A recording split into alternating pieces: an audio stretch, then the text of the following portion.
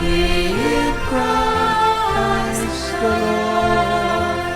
Sing choirs of angels, sing in exaltation. Sing all ye citizens of heaven above. Glory to God, glory in the highest.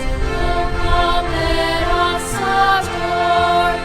Oh, come let us adore Him. Oh, come let us adore Him, Christ the Lord. Sa ngalan ng Ama, ng Anak, at ng Espiritu Santo. Amen. Sumainyo ang Panginoon. At sumayo rin. Mga kapatid, sa linggong ito ating pinagdiriwang ang banal na kapistahan ng banal na pamilya ni Jose, Maria at si Jesus. Tayong lahat gusto nating maging masaya ang ating pamilya. Tayong lahat gusto din natin na maging mayaman ang ating mga pamilya. Nais din nating magtagumpay ang ating pamilya.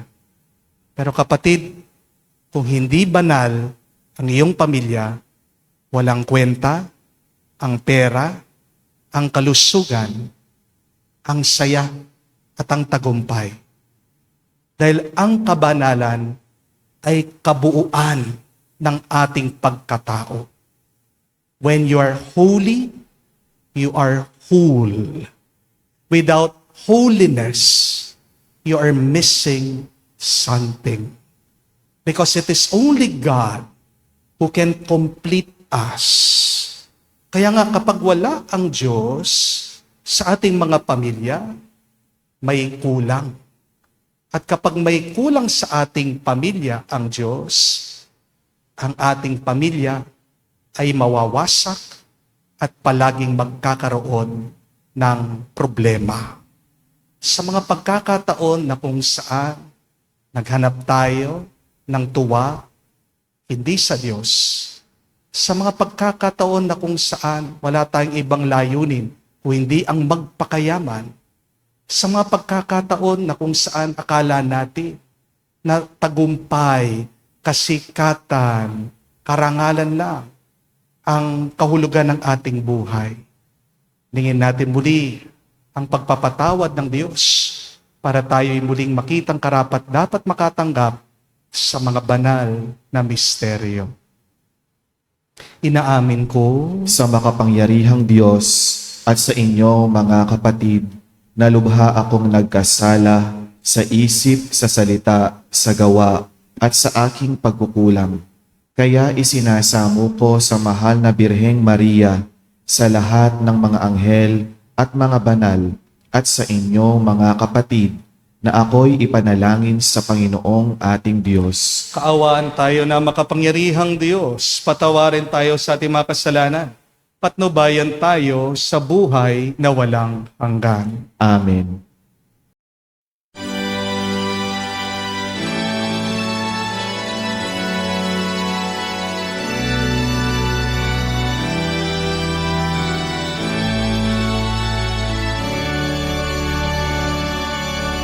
Panginoon, kaawaan mo kami. Panginoon, kaawaan mo kami.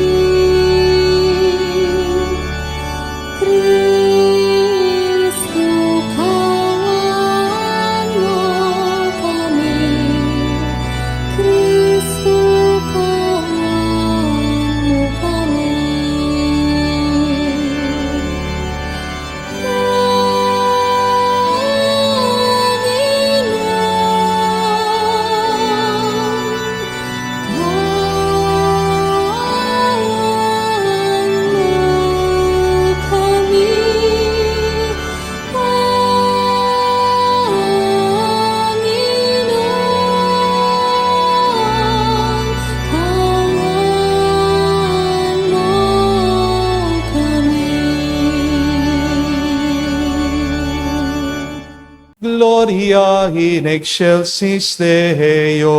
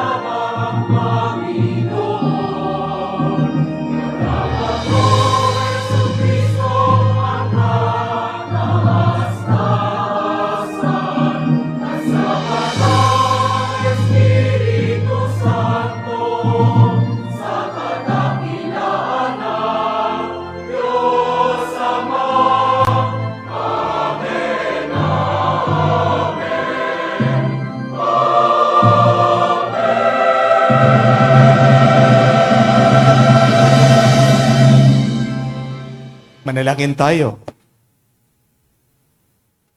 Ama namin makapangyarihan, pinagkaloob mo kami ng unirang huwaran na angkan na sina Jesus, Maria at Jose, ang mag-anak na banal. Sa pagtulad namin sa kanilang mabuting pagsusunuran, kami naway magkamit ng walang maliw na kaligayahan sa pamamagitan ni Jesucristo kasama ng Espiritu Santo, magpa sa walang hanggan. Amen.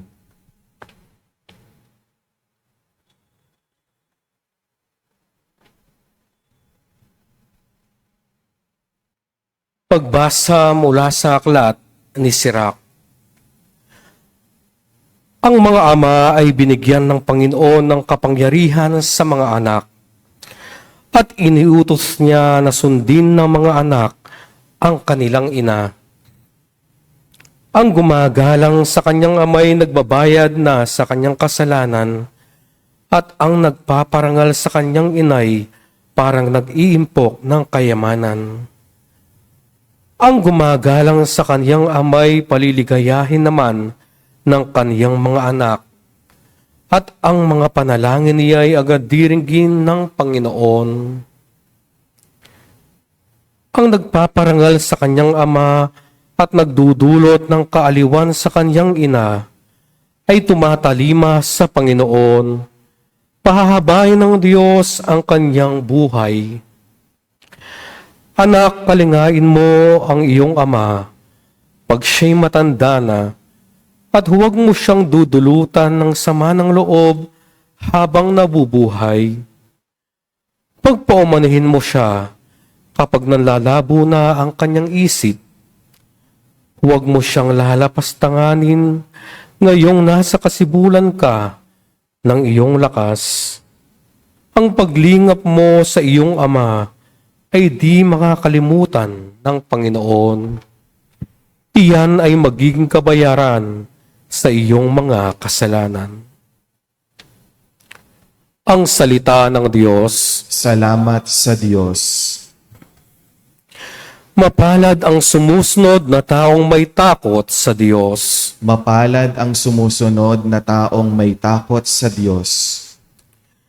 Mapalad ang bawat tao na sa Diyos ay may takot.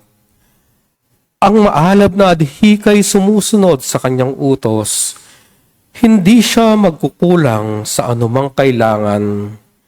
Ang buhay ay maligaya't uunlad ang kaniyang buhay. Mapalad ang sumusunod na taong may takot sa Diyos. Sa tahanan ang asawa'y parang ubas na mabunga, bagong tanim na olibo sa may dulang ang anak niya. Mapalad ang sumusunod na taong may takot sa Diyos. Ang sino man kung ang Diyos buong pusong susundin, buhay niya ay uunlad at laging pagpapalain. Mula sa Siyon, pagpapala nawa ng Diyos ay tanggapin at makita habang buhay pag-unlad ng Jerusalem. Mapalad ang sumusunod na taong may takot sa Diyos.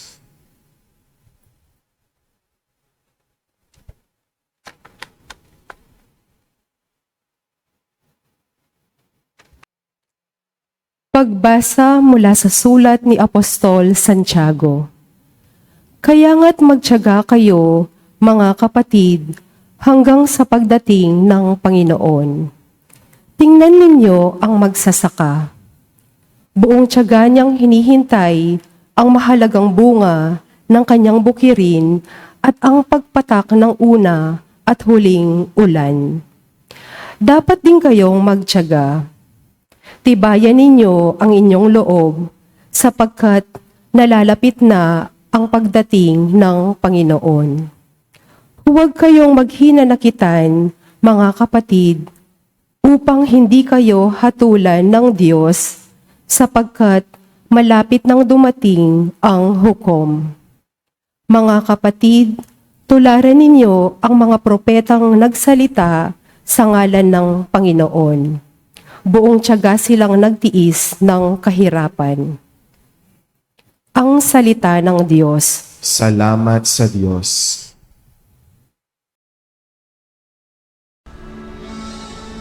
Alleluia, alleluia, alleluia. Alleluia, alleluia, alleluia. Alleluia, alleluia, alleluia. Alleluia, alleluia, alleluia. Alleluia, alleluia,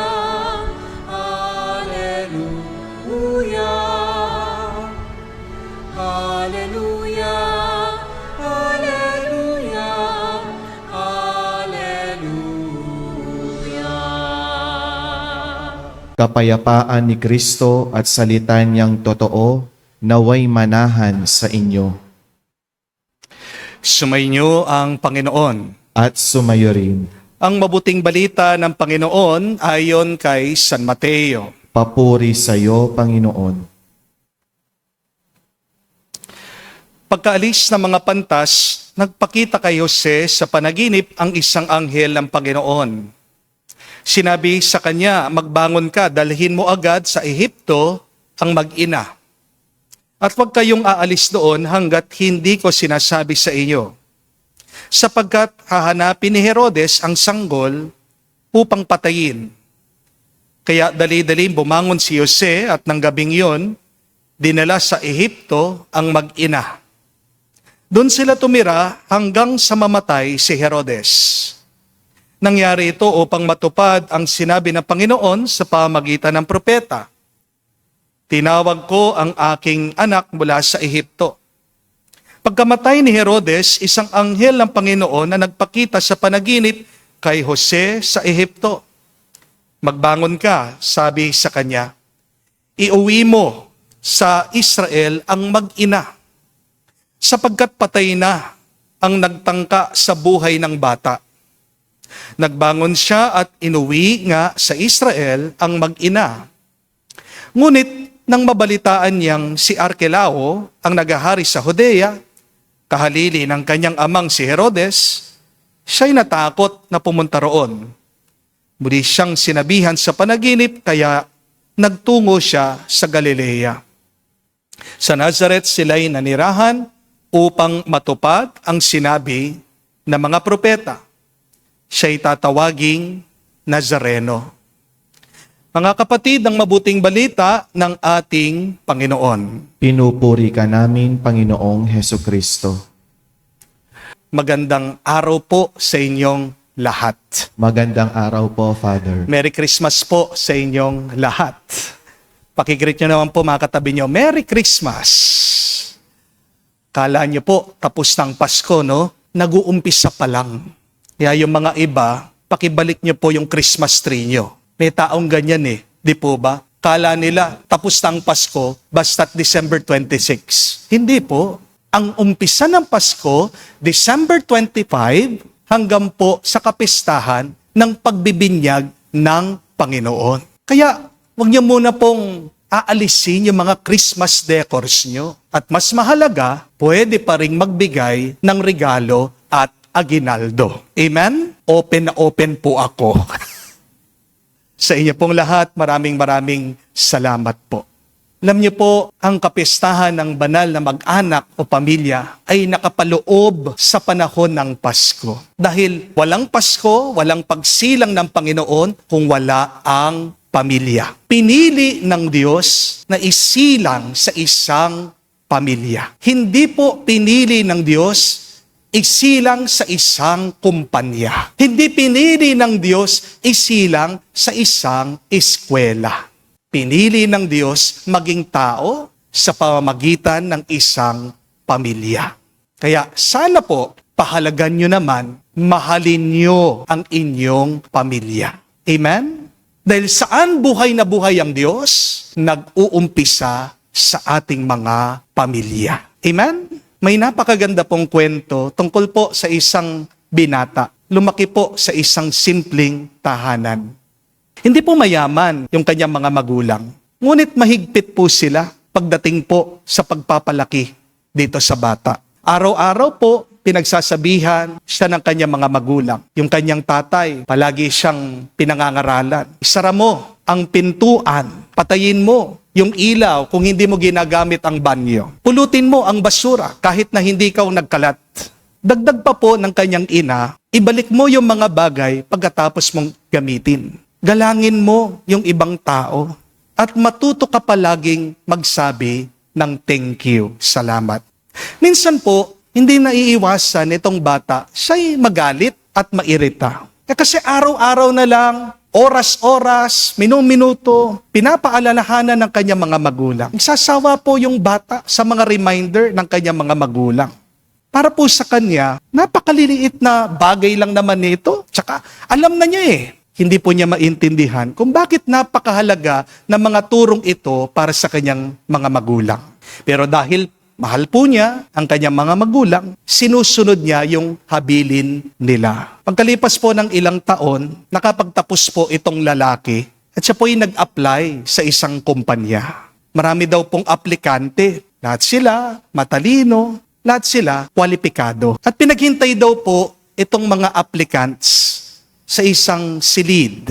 Wala pong binigay na written exam sa kanila. Wala din pong dumating na mag-interview sa kanila. Basta't nandun lang po sila sa silid, nakaupo, naghihintay. At habang naghihintay, meron pong mga ibang aplikante, dahil siguro nainip, ginulo yung mesa, yung upuan. Meron din pong nag-iwan na kanilang mga pinagkainan, balat ng candy, pinag-inuman ng kape. Habang ito naman pong binata, out of habit, dahil nakasanayan po niya sa kanyang tahanan, pinulot po yung mga basura.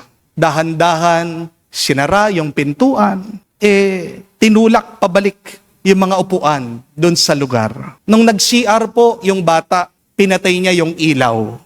Pag may napapadaan pong stop, binabati niya, pinapasalamatan niya. Maya-maya, pumasok po yung direktor ng kumpanya. At alam niyo po, isang pangalan ang tinawag, yung pangalan nung binata. At sinabi, siya ang napili, siya ang pumasa. Nagalit po yung ibang aplikante, umalma sila. Sabi, Sir, hindi pa kami na-interview. Bakit di ninyo kami bigyan ng chance? Bakit siya yung nakuha? Alam niyo po kung ano sabi ng direktor? Na-interview na kayong lahat.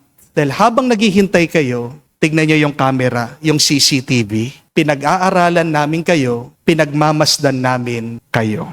Dito sa kumpanya, sabi po ng direktor, maaaring turuan namin kayo ng skills, pero may isang bagay na hindi namin maituturo sa inyo.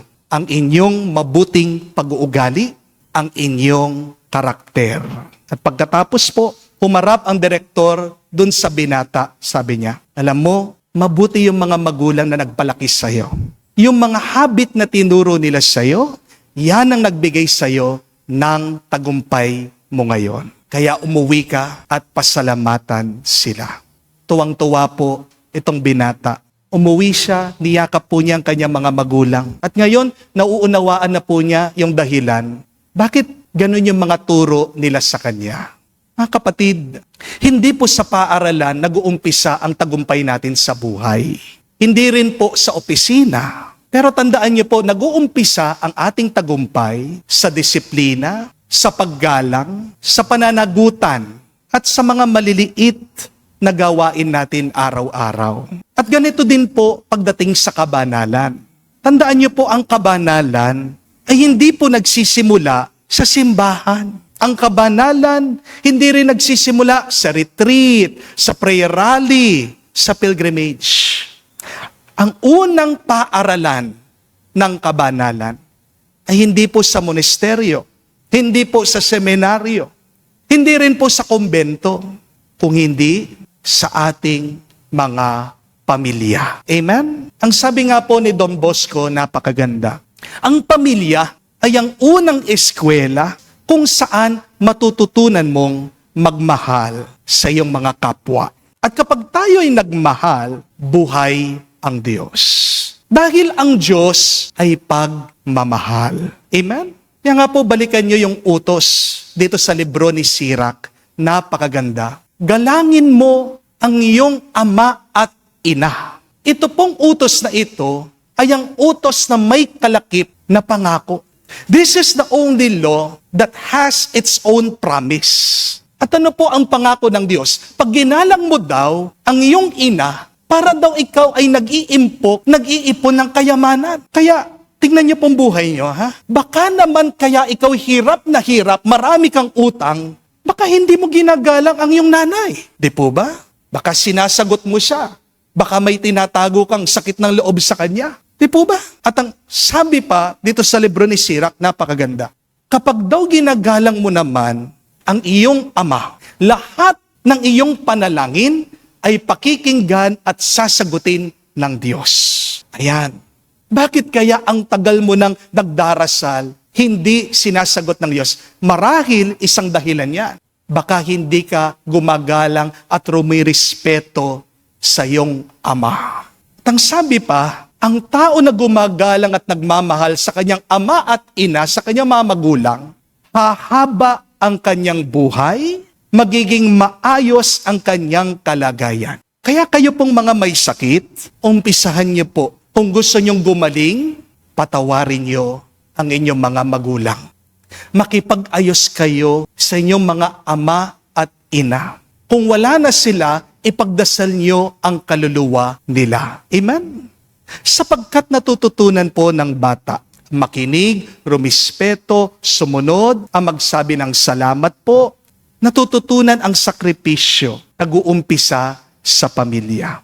Kapag natutunan mo na gumalang, natututunan mo ding magpakumbaba. At kapag meron kang kababaan ng loob, tandaan niyo po ito, ito ang nagiging pintuan para tayo makapasok sa langit. Ang kababaan ng loob ay umpisa ng pag-usbong at pagtubo ng kabanalan sa ating buhay.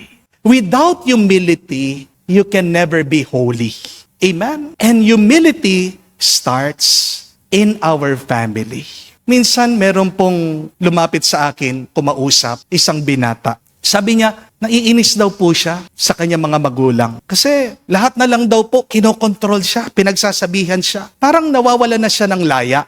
Kaya nung minsan daw po, nagkasagutan sila. At nakapagsalita daw po siya ng sobrang sakit sa kanyang mga magulang. Ito pong bata, di na niya alam kung paano niya haharapin ang kanyang mga magulang, kung uuwi ba siya. Nagtatanong siya kung ano daw po ang magandang gawin. Ang sabi ko po dito sa bata, alam mo, hindi naman aksidente na yung mga magulang mong yan ang binigay ng Diyos para sa iyo. Hindi man perpekto ang mga magulang mo, pero palagi silang perpekto para sa iyo. Amen? At paalaala ko po sa bata, hindi naman habang buhay, nandyan ang iyong mga magulang. Nagpasalamat ka, buhay pa ang iyong mga magulang. Dahil pag wala na sila, doon mo matutuklasan kung gaano pala kahalaga na meron kang magulang. Di po ba? Maniwala ka. Lahat ng sinasabi, tinuturo ng magulang mo ay para din sa ikabubuti mo. Walang magulang na ninanais niyang mapasama ang kanyang anak. Di po ba? Ang paggalang sa ating mga magulang ay hindi nangangahulugan na perpekto sila. Pero kapag ginagalang mo ang iyong mga magulang, kahit na ikaw ay nasasaktan, ibig sabihin, pinipili mo ang pag-ibig kesa sa pride. Kapag ginagalang mo ang iyong magulang, kahit na nasasaktan ka, pinipili mo ang magpasalamat kesa sa magtanim ng sakit ng loob. Di po ba? Kapag ginagalang mo ang iyong magulang, kahit na sumasama ang iyong loob, pinipili mo na magtiwala kesa sa magduda. Kapag sumusunod ka pa rin sa iyong magulang, pinipili mo na sumunod sa Diyos. Bakit po pinagpapala ng Diyos ang mga anak na marunong gumalang sa kanilang mga magulang? Sapagkat ang taong marunong gumalang sa kanyang mga ama at ina, marunong ding gumalang sa Diyos. Ang taong marunong gumalang sa kanyang mga magulang, marunong ding gumalang sa kanyang kapwa. Ang taong sumusunod sa kanyang magulang, marunong ding gumalang sa kanyang sarili. O nga naman po, no? Paano mo sasabihin mahal mo ang Diyos? Mismong sa iyong tahanan, sa iyong pamilya, hindi mo na sila kayang mahalin. Ang pagmamahal natin sa ating pamilya ay nagsasalamin sa ating pagmamahal sa Diyos. Kaya nga po napakaganda nung kasabihan who you are at home reflects who you are at the church. Who you are at home reveals also who you are in your school. Who you are at home also shows who you are at work and in society.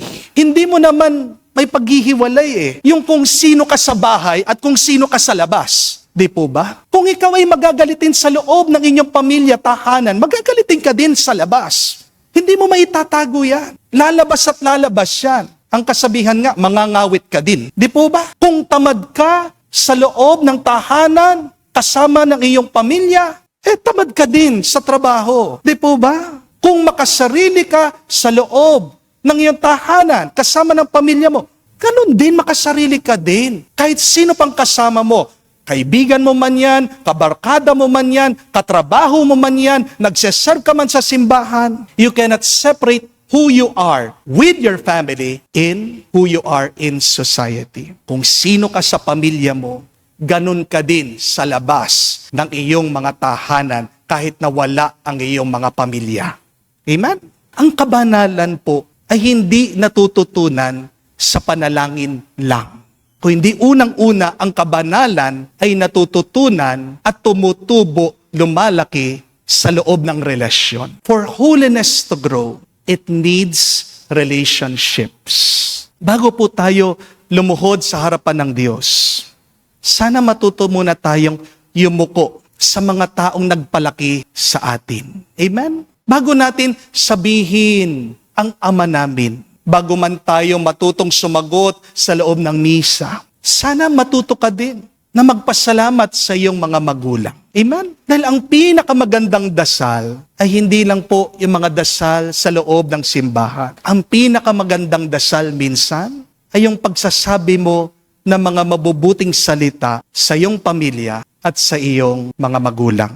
Remember that the greatest prayer that you can say today are the words of respect, love, and obedience to your parents and to your family. Kung gusto mong mahalin ang Diyos, umpisan mo sa pagmamahal mo sa iyong pamilya. Amen? At kung gusto mong basbasan ka pa ng Diyos, sana mas mahalin mo pa at galangin mo ang iyong mga magulang, ang iyong pamilya. Kapag mayroong pagmamahalan sa tahanan, doon tayo nagiging banal. At doon natin nababago ang mundo. Yan po ang sabi ni Mother Teresa. Sabi niya, if you want to make a significant contribution to the world, go home and love your family. Nagbabago, maayos natin ang mundo sa pamagitan ng pag-aayos, pagtutuwid ng ating mga pamilya. Meron pong isang kwento tungkol po sa isang tao. Araw-araw po siya'y nagdadasal sa Diyos. Lord, sana yumaman naman ako. Tagal po niyang nagdadasal. Hanggang isang gabi na naginip daw po itong lalaki. Kinakausap siya ng Diyos. Sabi, gusto mong yumaman? Sige, sumunod ka sa utos ko. May pinakita daw po ang Diyos sa kanyang panaginip, 7 bundok. At doon sa pinakahuling bundok, sabi ng Diyos, merong isang malaking puno sa tuktok. Sa baba nitong puno, sa kanyang mga ugat, nandun ang kayamanan. Kaya nga po pagkagising nito pong lalaki, very excited po siya, naglakbay siya, inakyat niya yung 7 bundok. Pagkatapos po ng ilang buwan, nakarating din po siya doon sa pinakatuktok ng 7 bundok. Nandoon yung halaman na sinasabi ng Diyos. Kahit na pagod po siya, kumuha siya ng pala, excited po siya, hinukay niya, pero wala po siyang nakitang kayamanan. Isang sulat lang. At ang sabi po doon sa sulat, umuwi ka dahil doon sa ilalim ng iyong tahanan, ng iyong bahay, nandoon ang kayamanan. Parang nainis po ng konti itong lalaki, sabi na isan yata ako ng Diyos, sinayang ko yung aking oras at panahon. Pero wala naman po siya magawa, kaya umuwi po siya. At pagka-uwi niya, yun na naman, very excited po siya, no? Hinukay niya doon sa ilalim ng kanilang bahay. At tama nga, nandoon yung kayamanan. Ano pong ibig sabihin? Ano po ang aral nito? Di po ba minsan, tayo'y lumalabas pa sa ating mga kabahayan, naghahanap tayo ng tuwa, ng saya, ng tagumpay. Ang nakakalimutan natin, yung tuwa na hinahanap natin sa labas, nandoon na sa ating mga kabahayan, sa ating mga tahanan. Nandoon na kung mananatili lang tayo kasama ng ating mga pamilya. Nag-uumpisa ang kapayapaan, ang tagumpay, ang galak, kasama ng iyong pamilya. Amen? Iwan mo ang iyong pamilya, iiwan ka din ng saya at ng tagumpay. Amen? Kaya nga po, when you have a broken family, you will also see a broken person. Amen? Kapag wasak ang pamilya, wasak din ang isang tao. Kung gusto mong magkaroon ng isang mabuting pagkatao, umpisahan mo, ayusin mo, naisin mo, pagdasal mo, magkaroon kayo ng buong pamilya. And how can you make your family whole? It's only through God. Only God can make a family whole through His holiness. Because holiness is wholeness.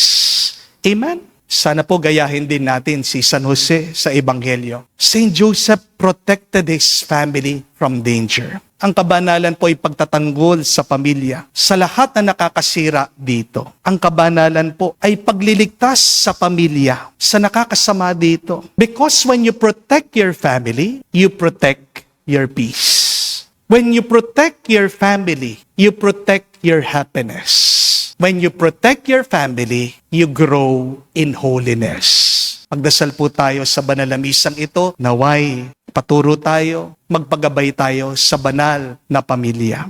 Una, galangin mo, mahalin mo ang iyong mga magulang para humaba ang iyong buhay, para maging malusog ka, para magtagumpay ka, para yumaman ka, para lahat ng mga dasal mo ay sagutin ng Diyos. Patawarin mo ang iyong mga kapatid para magkaroon ka ng kapayapaan sa iyong puso. Magpasalamat ka palagi na meron kang pamilya dahil diyan nabubuo ang iyong pagkatao. Kapag ginalang mo, minahal mo, at iniingatan mo ang iyong pamilya, diyan tutubo ang kabanalan ng Diyos at mas babasbasan ka pa ng Panginoon ng tuwa, ng kalusugan, at ng kapayapaan, hindi lang ngayon, hanggang sa magpa sa walang hanggan. Sabihin natin, banal na pamilya, San Jose, Santa Maria, at Jesus, panalangin mo kami ngayon at magpakailanman. Amen. Tumayo po tayo. Pahayag po natin ang ating pananampalataya. Sumasampalataya ako Sa Diyos, amang makapangyarihan sa lahat, na may gawa ng langit at lupa. Sumasampalataya naman ako kay Heso Kristo, iisang anak ng Diyos, Panginoon nating lahat. Nagkatawang tao siya, lalang ng Espiritu Santo, ipinanganak ni Santa Mariang Birhen, pinagpakasakit ni Poncio Pilato, ipinako sa krus, namatay, inilibing, nanaog sa kinaroroonan ng mga yumao, nang may ikatlong araw, nabuhay na mag-uli, umakyat sa langit, naluluklok sa kanan ng Diyos amang makapangyarihan sa lahat. Doon magmumulan, paparitot, maghuhukom sa mga nabubuhay at nangamatay na tao. Sumasampalataya naman ako sa Diyos Espiritu Santo, sa banal na simbahang Katolika, sa kasamahan ng mga banal, sa kapatawaran ng mga kasalanan, sa pagkabuhay na muli ng mga nangamatay na tao, at sa buhay na walang hanggan. Amen. Taglay ang pananalig sa Panginoon, humirang sa atin maging kasapi sa isang Kristiyanong mag-anak at ng simbahan. Tayo'y manalangin para sa lahat ng mag-anak sa sanlibutan habang sinasabi natin, Panginoon, dinggin mo kami. Panginoon, dinggin mo kami. Para sa malaking mag-anak ng simbahan, naway magtamasa ang kanyang mga pinuno at mga kasapi ng pagkalinga nina Jesus, Maria at Jose. Manalangin tayo sa Panginoon. Panginoon, dinggin mo kami. Para sa mga mag-anak ng sangkatauhan, naway matutong mamuhay ang mga tao ng lahat ng lahi at kultura ng may paggalang sa isa't isa. Manalangin tayo sa Panginoon. Panginoon, dinggin mo kami. Para sa mga Pilipinong mag-anak, naway ang kanilang Kristiyanong pananampalataya at pagtulong ng buong pamayanan ay magpapanatili sa kanilang pagkakaisa at pagkakasundo. Manalangin tayo sa Panginoon. Panginoon, dinggin mo kami. Sa katahimikan po ng ating puso, sabihin natin sa Diyos ang ating mga personal na pangangailangan. Panginoong Diyos, pagpalain mo ang lahat ng mag-anak sa sanlibutan.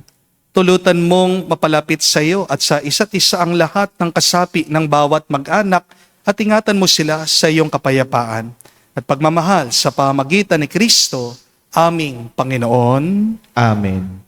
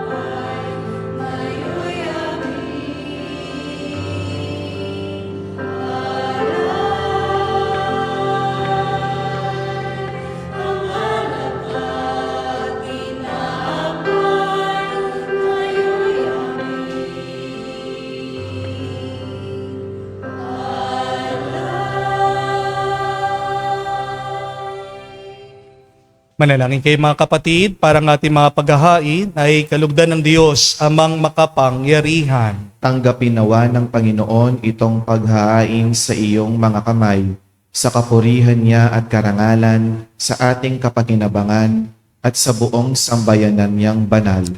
Ama naming lumikha, sa pagganap namin sa hain ng pakikipagkasundo, kami naway tulungan ng Mahal na Birhen at ni San Jose sa aming pagdalangin para maging matatag ang aming mga pamilya sa iyong kagandang loob at kapayapaan sa pamagitan ni Jesucristo kasama ng Espiritu Santo magpa sa walang hanggan. Amen. Sumainyo ang Panginoon. At sumayo rin.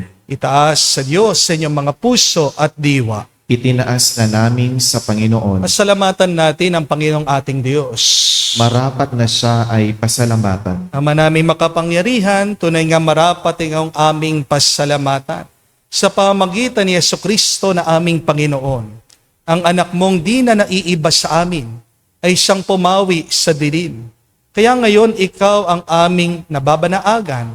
Ang anak mong di naiiba sa iyo ay siyang iisang salita mo. Sa katauhan niya ang iyong sarili aming nakikita. Sa pamagitan niya ang iyong pag-ibig ay kahali-halina. Kahit na ikaw ay lingid sa aming mata. Kaya kaisa na mga anghel nagsisiawit ng papuri sa iyo nang walang humpay sa kalangitan. Kami nagbubunyi sa iyong kadakilaan.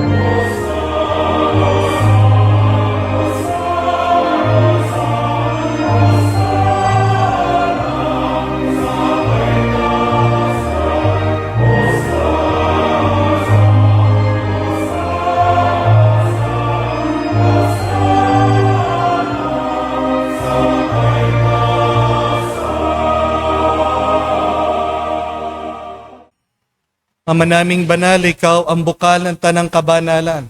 Kaya't sa pamagitan ng iyong Espiritu, gawin mong banal ang mga kaloob na ito upang para sa amin maging katawan at dugo ng aming Panginoong Heso Kristo.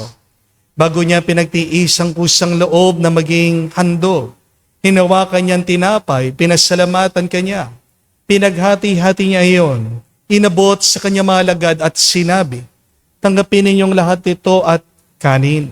Itong aking katawan na ihahandog para sa inyo.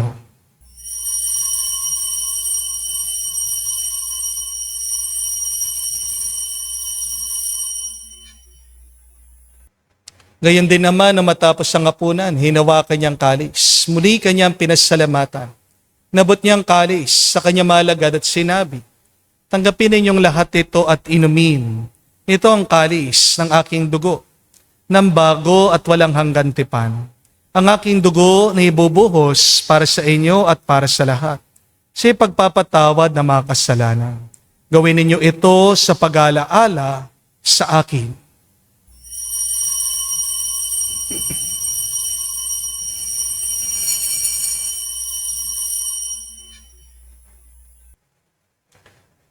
Ang misteryo ng pananampalataya. Aming ipinahayag na namatay ang iyong anak, nabuhay bilang Mesiyas at magbabalik sa wakas para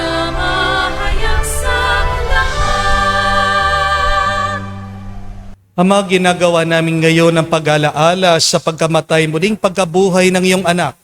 Kaya tinialay namin sa iyong tinapay nagbibigay buhay at ang kalis na nagkakaloob ng kaligtasan. Kami nagpapasalamat dahil kami yung minarapat na tumayo sa harap mo para maglingkod sa iyo. Sinasamo namin kami magsalo-salo sa katawan at tugon ni Kristo ay mabuklod sa pagkakaisa sa pamagitan ng Espiritu Santo. Ama, lingapin mong iyong simbahan naganap sa buong daigdig. Puspusin mo kami sa pag-ibig. Kaisa ni Leon ang aming Santo Papa, si Florentino aming Arsobispo, at ng Tanang Kaparian.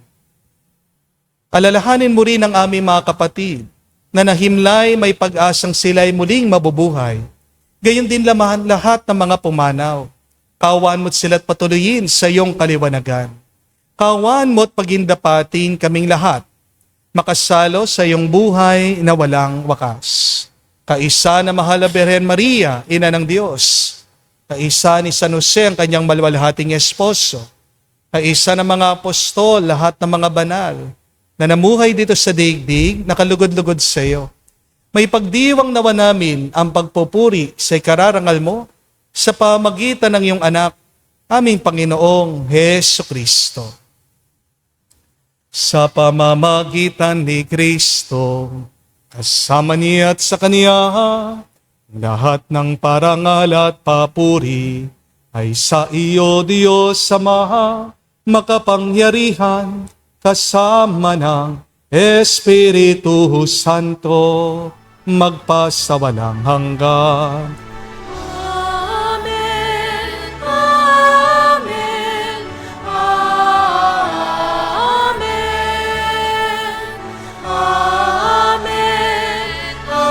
Amen.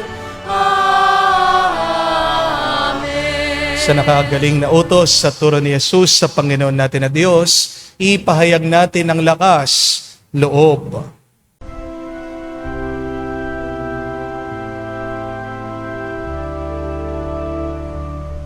Ama namin, sumasalangit ka, sambahin ang ngalan mo, mapasa amin ang kaharian mo, sundin ang loob mo dito sa lupa para nang sa langit. Bigyan mo kami ngayon ng aming kakanin sa araw-araw at patawarin mo kami sa aming mga sala para nang magpapatawad namin sa nagkakasala sa amin. At huwag mo kaming ipahintulot sa tukso, at iadya mo kami sa lahat ng masama. Hinihiling namin kami adya sa lahat na masama, pagkalooban ng kapayapaan araw-araw, ligtas sa kasalanan, ilayo sa lahat ng kapahamakan, samantalang aming pinanabikan ang dakilang araw ng pagpapahayag ng tagapagligtas naming si Hesukristo. Sapagkat iyo ang kaharian at ang kapangyarihan at ang kapurihan magpakailanman. Amen. Panginoong Hesukristo, sinabi mo sa mga apostol, kapayapaan ang iniiwan ko sa inyo. Ang aking kapayapaan binibigay ko sa inyo. Tungayan mo ang aming pananampalataya at huwag ang aming pagkakasala. Pagkalooban mo kami ng kapayapaan at pagkakaisa ayon sa iyong kalooban, kasama ng Espiritu Santo, magpa sa walang hanggan. Amen. Kapayapaan ng Panginoon ay laging sumainyo. at sumaiyo rin. Magbigayan po tayo ng kapayapaan sa bawat isa. Piso niyo po, kapayapaan po sa inyong lahat.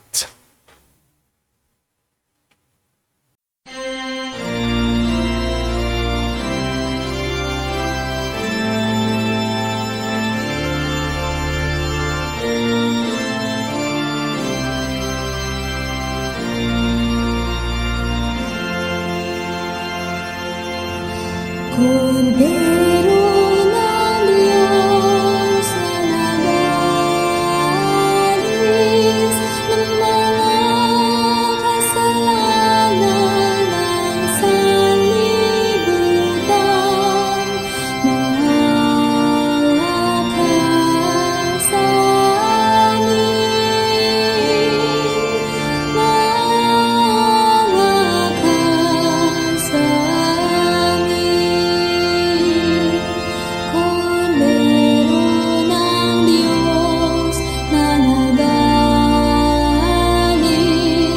ng mga kasalanan ng sanlibutan, maawa ka sa amin. Kordero ng Diyos na nagalis ng mga kasalanan ng sanlibutan, ipagkaloob mo sa amin ang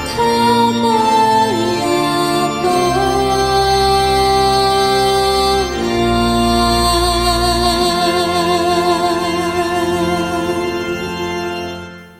Mga kapatid, naririto ang ating Panginoong Yesukristo, ang Kordero ng Diyos. Siyang nag-aalis sa mga kasalanan ng sanlibutan. Mapalad tayong lumalapit sa piging ng Kordero. Panginoon, hindi ako karapat-dapat na magpatuloy sa iyo, ngunit sa isang salita mo lamang ay gagaling na ako.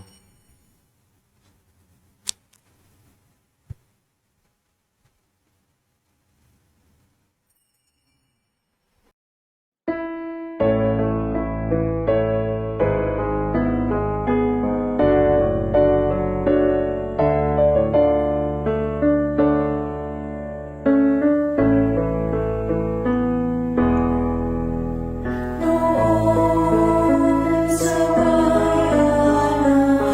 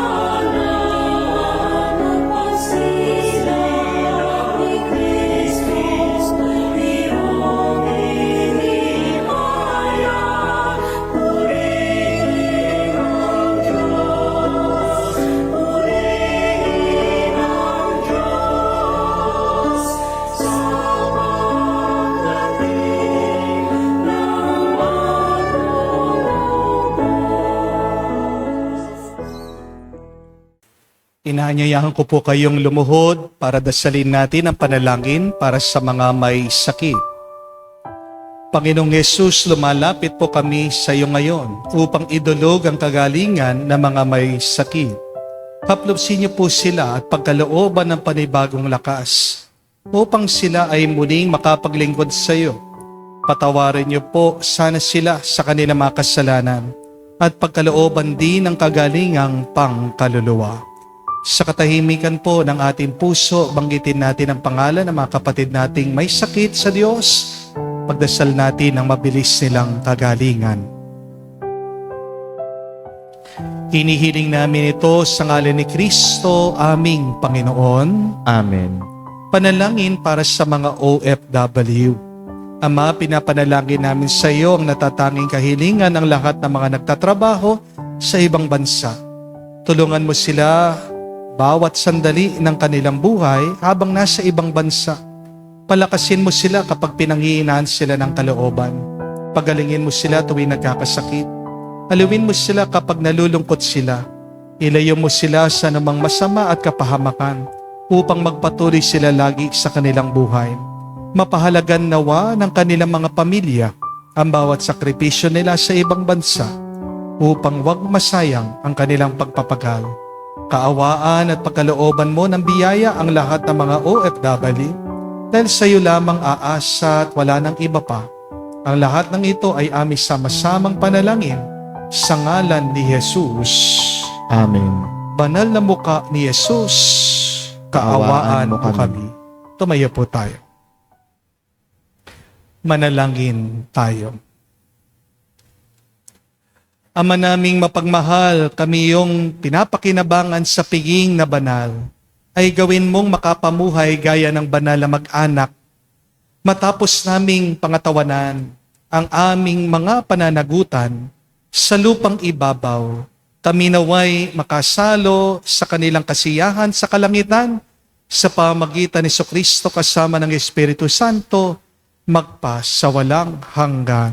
Amen.